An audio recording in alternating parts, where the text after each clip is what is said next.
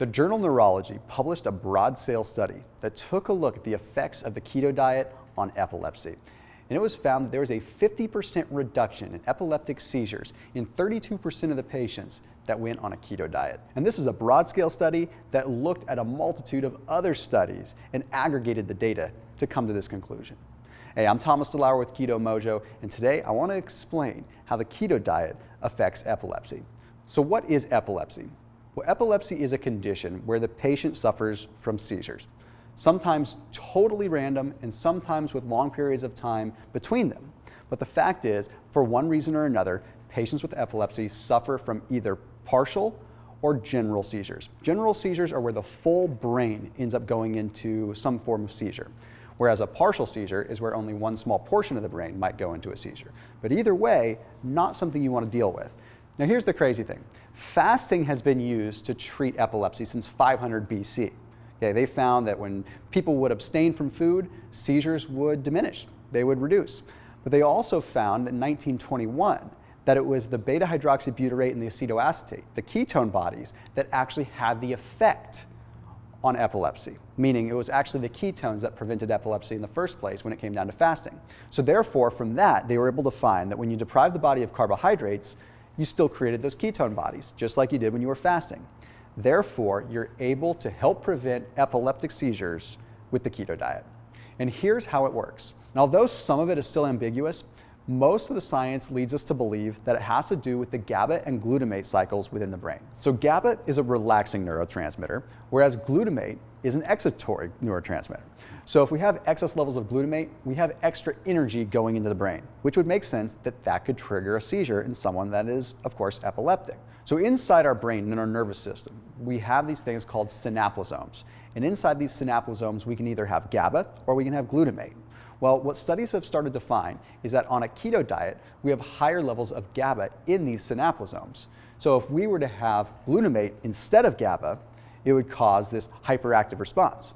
But since we end up having GABA in this situation, we end up having a more relaxed response. And of course, obviously being more prevalent with the keto diet. The other thing we have to look at is something known as a vesicular glutamate transporter. Okay? These vesicular glutamate transporters actually transport the glutamate to the synaptic cleft. So we have these things called presynaptic vesicles. Okay, so right before a nervous system actually makes an impulse response, we have neurotransmitters or different things that flood to this presynaptic vesicle. It's like a storage area that is sort of the staging area before a neural response. Well, believe it or not, normally we would have glutamate that would go into that synaptic vesicle and wait to be used and trigger an energetic response. But in the case of ketosis, beta-hydroxybutyrate or acetoacetate, the primary ketone bodies, actually end up taking place of the glutamate. So you end up having sort of a competitive inhibition there. Because the ketones compete with the glutamate inside the synaptic vesicle, we end up having the body use the ketones instead of the glutamate. This is all a very complicated way of saying that ketones sort of bump the glutamate out of the way. The other thing that we have to look at is the hippocampus portion of the brain and the altering of gene expression that occurs with the keto diet. So the keto diet triggers a more widespread, diversified energy system throughout the brain, and this is done so centered at the hippocampus. So if the keto diet makes it so that the brain can have sort of an overall even level of energy, we have less instance of hyper amounts of energy going to one portion of the brain, potentially eliciting a seizure. Now, where this really starts to get interesting is with a study that was published in the journal Cell Cycle. The keto diet is now being shown to affect seizures by way of our gut bacteria. And this could be the reason that the keto diet has been so beneficial all along, believe it or not. So what this study took a look at was the effect of specific kinds of gut bacteria that increased when someone was on a keto diet. So they took mice that had like no gut bacteria whatsoever, and they gave them these two specific kinds of bacteria that are prevalent when someone's on a keto diet. And guess what? These mice that were epileptic didn't have seizures anymore.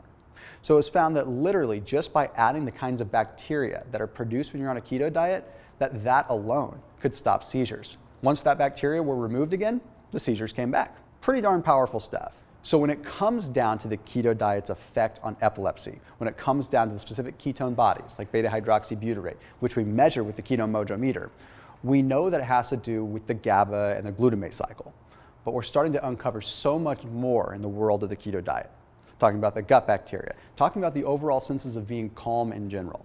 So much more than what meets the eye, and we're uncovering more and more every day as to why the keto diet might not just be good for epilepsy, but for all kinds of neurodiseases as well. So make sure that you're keeping it locked in here with Keto-Mojo and leave all the guesswork out of the equation and start testing with a Keto-Mojo meter. I'll see you in the next video.